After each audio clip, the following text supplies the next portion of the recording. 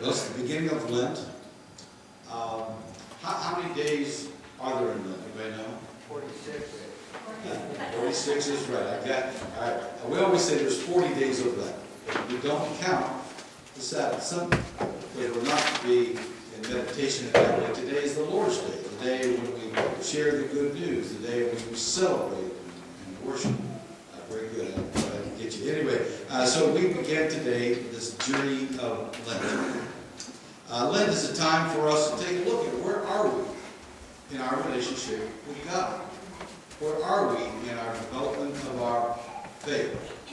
I don't know if there's something in the air about that, but every year about this time, I usually hear from some people who have been a little inactive, or some friends of mine who have been trying to get to church for years, not here yet, will call or come by and ask questions. And you know that they're seeking. I had a young man, I was downstairs yesterday in the kitchen doing some stuff and putting some stuff together. It was quiet in the building. And all of a sudden I heard, "Hey, hey!" And I went, "Hey, back!" And they found me.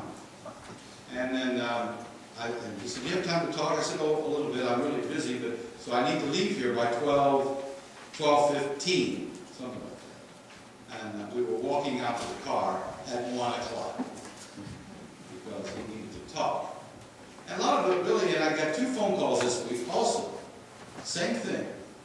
I want to know more of God. In fact, I'm kind of interested in the Trinity of God. How God comes to us, God and Son and Spirit. I don't think I really know God well enough. And so we have a chance to talk. That's really what Lent's about. Maybe we don't know God well enough. Maybe it is time that we need to read Scriptures a little more. Maybe it is time that we get ourselves into some little study, get our families together and talk about faith. Well, our Scripture today begins the story where Jesus, who had now spent about 28 years at home.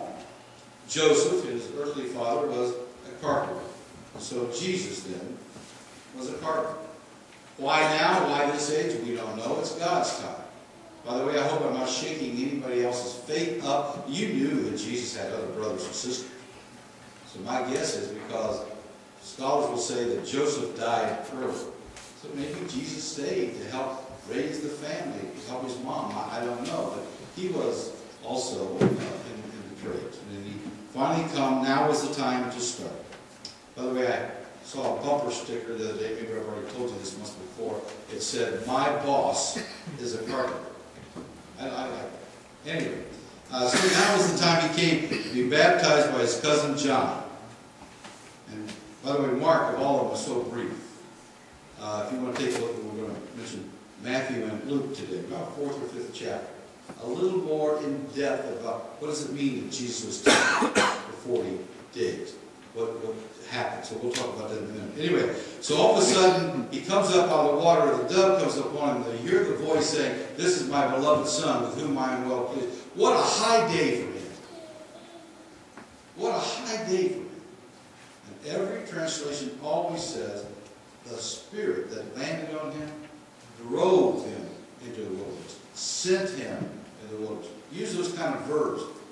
Forced in a way. Sent and drove him into the wilderness.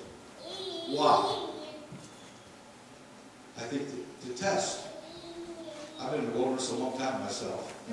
In and out. I'm not always living in the wilderness. Because I have aversion to animals, I'm not always ministered to by the wild animals.